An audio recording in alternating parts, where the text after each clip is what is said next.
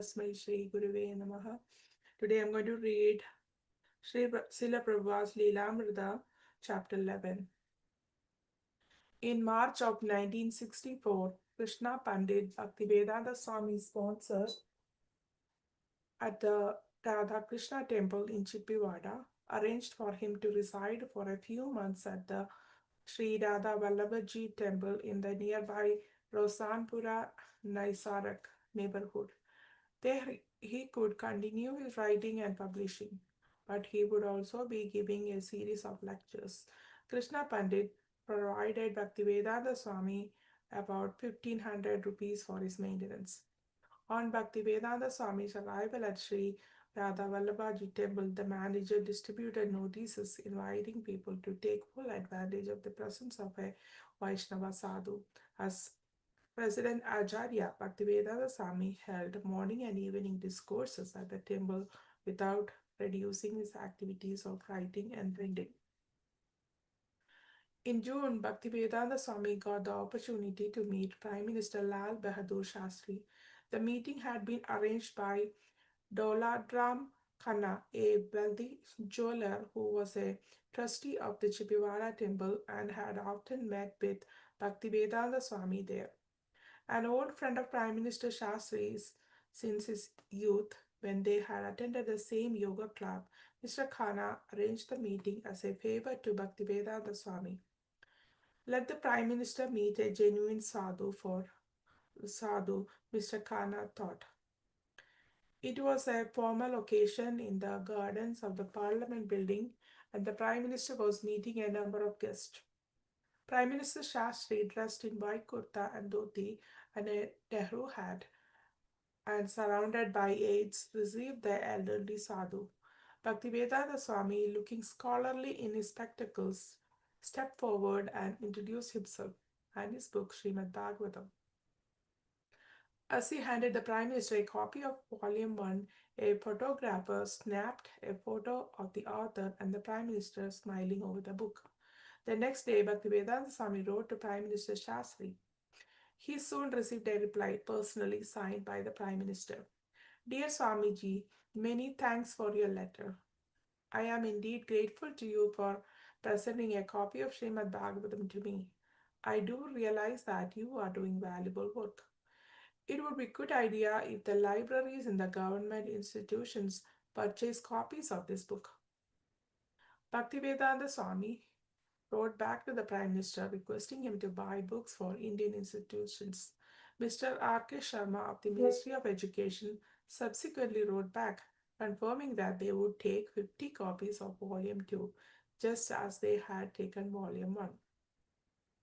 To concentrate on completing Volume 3, Bhaktivedanta Swami returned to the Radha Damodara temple. These were the last chapters of the first canto, dealing with the advent of the present age of Kali. There were many verses foretelling society's degradation and narrating how the great king Parikshit had staved off Kali's influence by his strong Krishna conscious rule. In his purpose, Bhaktivedanta Swami wrote that government could not check corruption unless it rooted out the four basic principles of religion: meat eating, illicit sex, intoxication, and gambling. You cannot check all these evils of society simply by statutory acts of police vigilance, but you have to cure the disease of mind by the proper medicine, namely advocating the principles of Brahminical culture or the principles of austerity, cleanliness, mercy, and truthfulness. We must always remember that false pride, undue attachment for women, or association with them, an intoxicating habit of all description will cripple the human civilization from the path of actual peace. However, the people may go on clamoring for such peace of the world. To raise funds for Volume 3, Bhaktivedanta Swami decided to try Bombay. He traveled there in July and stayed at the Prem Kutir Dharmashala, a free ashrama. Srila Prabhupada at Prem Kutir, they received me very nicely. I was going to sell my books. Some of them were criticizing what kind of sannyasi he is making business book book selling.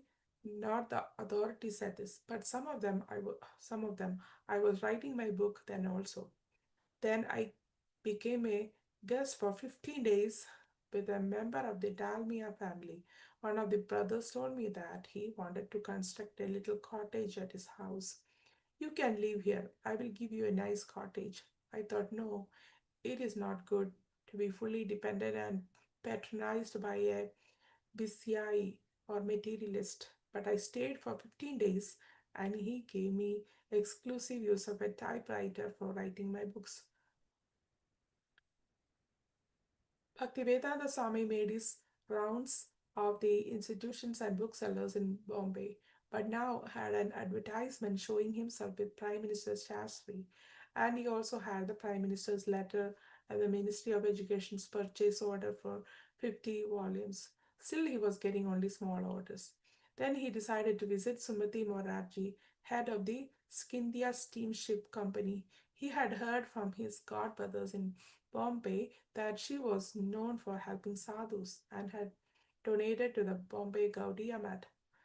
He had never met her, but he will remember the 1958 promise by one of our officers to arrange half-fare passage for him to America. Now he wanted her help for printing Srimad Bhagavatam. But his first attempts to arrange a meeting were unsuccessful. Frustrated at being put off by Mrs. Morarji's officers, he sat down on the front steps of our office building, determined to catch her attention as she left for the day. The lone sadhu certainly caused some attention as he sat quietly chanting for 5 hours on the steps of the Scindia Steamship Company building. Finally, later that afternoon, Mrs. Morarji emerged in a flurry of business talk with her secretary, Mr. Choksi. Upon seeing Bhaktivedanta Swami, she stopped. Who is this gentleman sitting here? She asked Mr. Choksi. He has been here for 5 years, the secretary said. All right, I'll come, she said, and walked up to where Bhaktivedanta Swami was sitting. He smiled and stood, offering namaskaras with his folded palms. Swamiji, what can I do for you? She said. Bhaktivedanta Swami told her briefly of his intentions to print the third volume of his Srimad Bhagavatam. I want you to help me, he said. All right, Mrs. Maraji replied. We can meet tomorrow because it is getting late. Tomorrow you can come and we will discuss. The next day, Bhaktivedanta Swami met with Mrs. Maraji in her office, where she looked at the typed manuscript and the published volumes. All right, she said, if you want to print it, I'll give you the aid. Whatever you want, you can get it printed. With Mrs. Maraji's guarantee, Bhaktivedanta Swami was free to return to Vrindavana to finish writing the manuscript. As with the previous volumes, he set a demanding schedule for writing and publishing. The third volume would complete the first canto.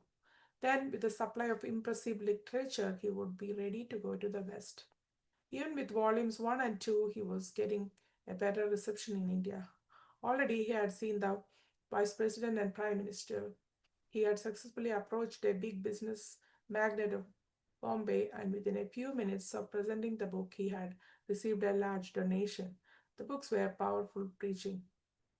Janmashtami was drawing near, and Bhaktivedanta Swami was planning a celebration at the Radha Damodar temple. He wanted to invite Vishwanath Das, the governor of Uttar Pradesh, to preside over the ceremony honoring Lord Krishna's appearance. Sri Vishwanath had received a copy of Srimad Bhagavatam, Volume 1, and had written a favorable review. Although a politician, he was known for his affection and respect for sadhus. He regularly invited recognized sadhus to his home, and once a year he would visit all the important temples of Mathura and Vrindavana. Bhaktivedanta Swami asked Vrindavana's municipal president Mangalal Sharma to invite the governor to the Janmashtami celebration at Radha Damodar temple. The governor readily accepted the invitation. Hare Krishna. Here we can see Prabhupada struggled in writing books, publishing, meeting different sponsors, so that he could prepare for his mission to the West. Krishna Pandit, a sponsor from Radha Krishna temple, arranged Bhaktivedanta Swami to stay in Radha Vallabhaji temple. There he continued his writing and publishing as well as giving lectures. Then Prabhupada met Prime Minister uh, Lal Bahadur Shastri at the Parliament building.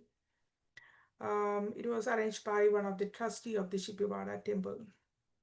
Prabhupada requested them to purchase copy of Srimad Bhagavatam. Then Bhaktivedanta Swami returned to the Radha Damodar temple to complete volume 3 of Srimad Bhagavatam, writing on the rise of Kali Yuga and stressing it in his purports that only a revival of true spiritual principles could curb society's degradation. Prabupada urged to cure the disease of mind by the proper medicine, namely advocating the principle of Brahminical culture or the principles of austerity, cleanliness, mercy, and truthfulness. Then, for seeking funds, he went to Bombay and stayed with some families. Hoping for greater help, he approached Sumati Morarji of this Scindia Steamship Company. She's the owner of the Jaladuta ship in which Prabhupada came to Boston Harbor. Prabhupada waited 5 hours on the steps of her office until she noticed him. Impressed, she agreed the next day to finance the printing of Volume 3. With her support, he returned to Vrindavana to finish the manuscript and prepare for his mission to the west. As Janmashtami was approaching, he arranged a celebration at the Radha Damodar temple and invited Vishwanath Das, the governor of Uttar Pradesh, an admirer of his work. He accepted the invitation and came for the Janmashtami celebration. Hare Krishna.